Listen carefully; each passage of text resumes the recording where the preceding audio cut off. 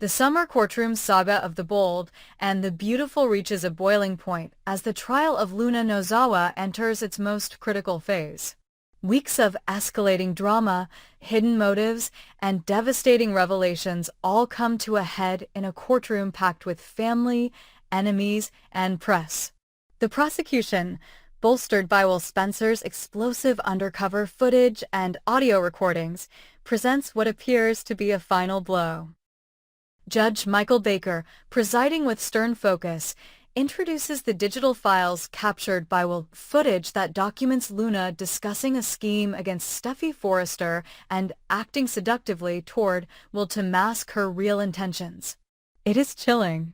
The jury watches in stunned silence as Luna is shown caressing Will's face, whispering about leverage, and describing a plan to expose Steffi in a way that would end her reign at Forrester Creations. Combined with her earlier flight, the unregistered Glock found in her apartment, and damning text messages, the prosecution's case appears airtight. Jurors are visibly shaken. Several exchange wary looks. A woman on the left leans forward, lips slightly parted.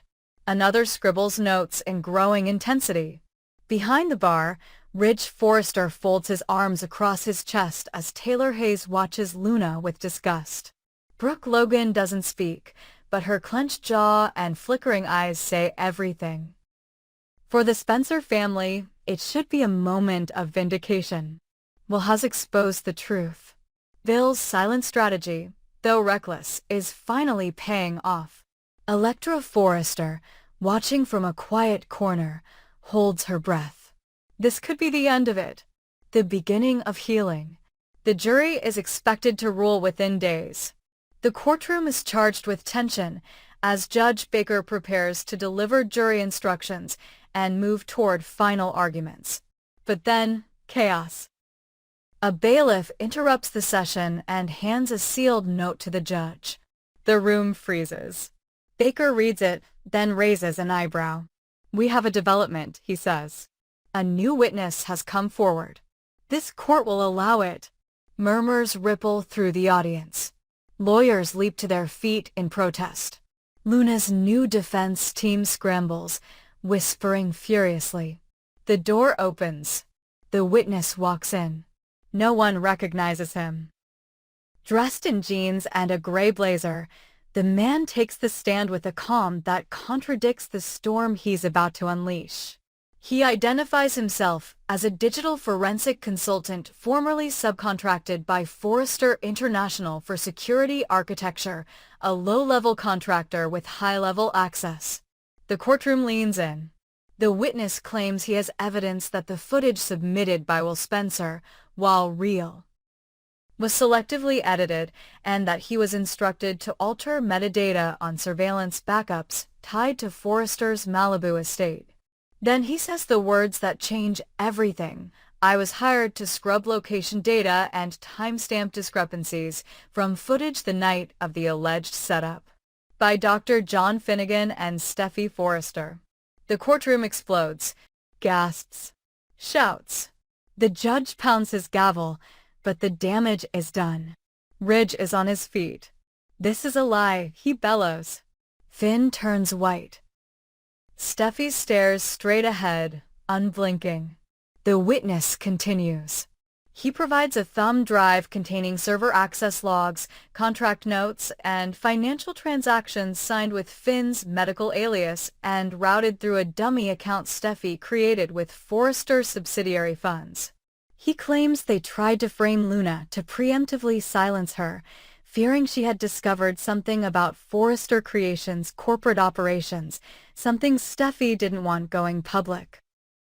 The jury, once united in certainty, now splits in confusion. Judge Baker calls for a recess. Outside, the press goes wild. The Spencer legal team is blindsided. Will is stunned, crushed by the idea that the footage he risked his heart to collect could be compromised. Electra turns to him and asks quietly, "Did you know?" Will shakes his head. "No," he whispers. "I thought I was helping." Finn demands a private meeting with the judge and his attorney. He denies all accusations, calls the witness a liar, claims the files are forgeries. But the defense demands a forensic investigation of the data. Judge Baker approves. It will take days, maybe weeks. The trial stalls. The public erupts. Commentators tear apart the Spencer and Forrester families. Brooke is caught in the middle. Ridge accuses Bill of orchestrating the witness. Bill fires back, accusing Steffi of corruption and endangerment.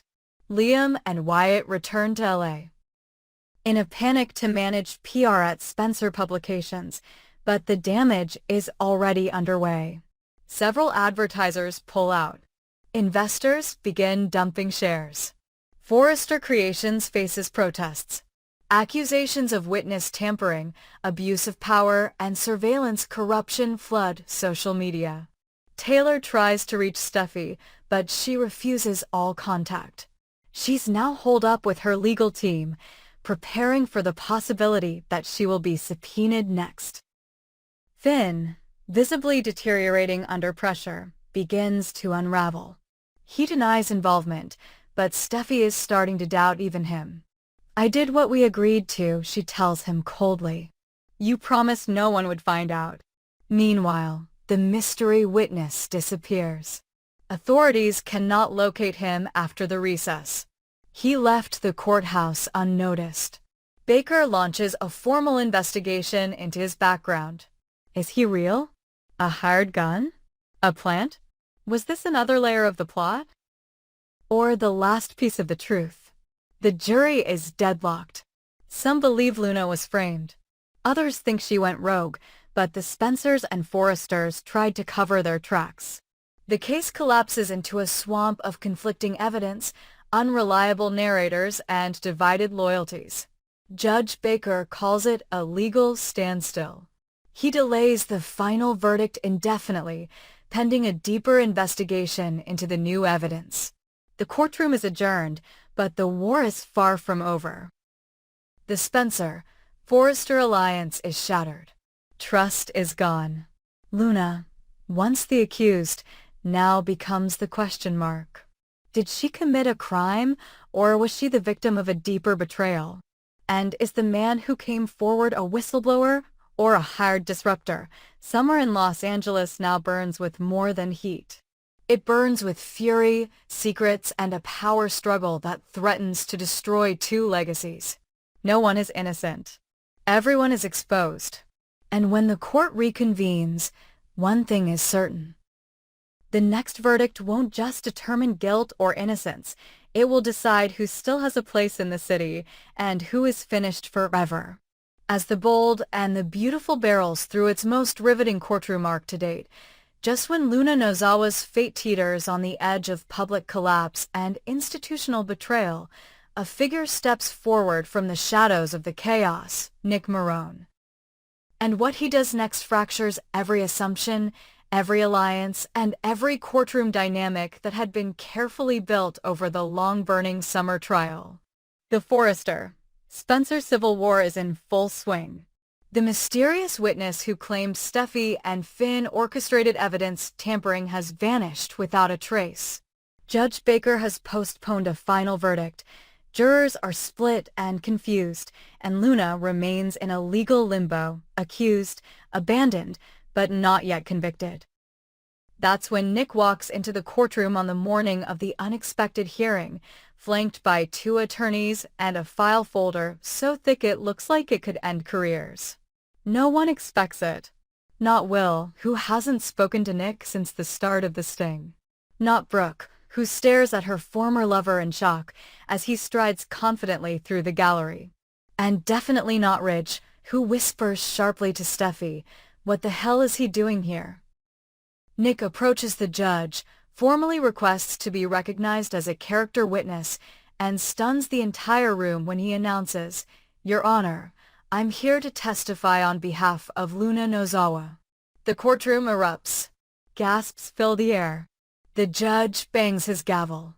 Opposing counsel objects, but Judge Baker allows it. The stakes are too high, and Nick's credentials as a former business executive with long-standing ties to Forrester, Spencer, and the Logan family make him impossible to ignore. Nick takes the stand and begins laying out a calculated, devastatingly composed defense of Luna. He does not deny her flaws, her anger, or the complicated nature of her relationship with Will Spencer. But what Nick does clearly, firmly, and with absolute conviction is paint Luna not as a schemer or seductress, but as a scapegoat. A young woman caught in a chess match between two dynasties, each willing to destroy her to protect their image. She was set up to fail, Nick says plainly. By both sides. She was manipulated by Will, cornered by Steffi, used by Bill, and discarded by those who didn't want to see her as anything more than Sheila Carter's granddaughter. But I saw more. I saw someone who wanted out, who wanted her own life. And they wouldn't let her have it. He presents text message records. He produces financial logs showing how Luna's accounts were quietly flagged by Spencer Publications' internal security 3 weeks before the sting. He introduces photographs of Steffi and Finn meeting with Forrester legal teams behind closed doors before Luna was even under suspicion. They were preparing for her downfall before she ever stepped out of line, Nick says. And when she stumbled, they shoved her over the edge. Brooke watches Nick in awe and horror. She knows he's right. Deep down, she always knew the game was rigged, but seeing it laid out like this forces her to confront a truth she's long denied. Her family let power cloud their judgment, and in doing so, they may have destroyed an innocent woman. Will can't look up. His hands are clenched. The audio evidence he once believed was ironclad now feels contaminated. He starts to realize Luna may have said terrible things, but they were provoked, extracted under pressure, and framed by an operation engineered to humiliate and isolate her. The jury is listening. And now they're shifting. But Nick doesn't stop there. He brings the human angle. He recounts seeing Luna weeks after the sting, alone, disoriented, afraid to talk to anyone. She was a wreck, he tells the court. Not because she was guilty. Because she realized too late that she'd been used by people who never intended to help her. Then he drops the final bombshell. I have a signed affidavit from a digital security specialist, independent, verified. That confirms parts of the footage submitted by Will Spencer were tampered with after initial extraction. The prosecution objects. Judge Baker calls a sidebar. Tensions are at their peak. But the damage is done. The jury has heard enough. Their faith in the evidence, in the narrative, in the very foundation of this case has been irreparably shaken. Outside the courtroom, the fallout begins immediately. Bill Spencer is grilled by reporters about the chain of custody regarding Will's footage. Steffi locks herself in her office at Forrester, refusing all calls. Finn disappears from public view. Ridge demands to know why Brooke didn't warn him about Nick's involvement. Because I knew you wouldn't listen, she says bitterly. You were too busy protecting the family name to see the trap being built. Later that night, Brooke visits Nick on the beach. She's not angry. She's exhausted. You saved her, she says. But you also burned every bridge you had left. Nick shrugs. They were already on fire. The judge reconvenes court the next day to announce a formal mistrial due to the uncertainty of evidence integrity and the possibility of witness tampering. Luna is released from custody, but placed under strict surveillance pending investigation. She doesn't cry. She simply turns to Nick and says, "Thank you." Steffi and Ridge hold an emergency family meeting. They consider legal action against Nick, but realize doing so would only fuel the fire. Instead, Ridge issues a rare public statement, accepting the possibility of errors in judgment. It's not an apology, but it's close. As summer ends, The trial of Luna Nozawa becomes one of the most polarizing and publicly dissected events in Los Angeles legal history. Spencer Publications is still reeling. Forrester's board demands transparency. And the once unbreakable ties between these powerful families now lie in pieces. But for Luna, Nick's stand gave her a second chance. And now, with the world watching, she plans to use it, not for revenge, but for something far more dangerous. Reinvention. Because she's no longer a pawn. She's ready to play her own game.